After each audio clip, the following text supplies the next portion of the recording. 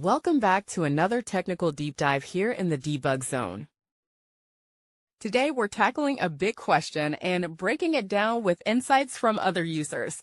Hopefully this clears up some misconceptions and helps you get the answer you need. So buckle up, stay a little curious, and let's jump right in.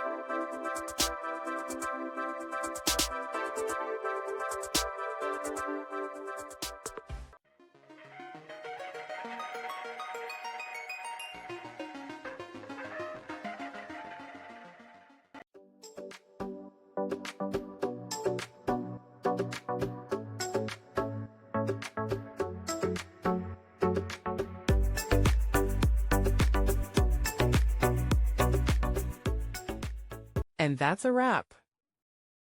I hope you found the answer you were looking for. If you did, take a second to hit that subscribe button. It really helps out. And let me know in the comments which solution worked best for you. See you next time in the debug zone.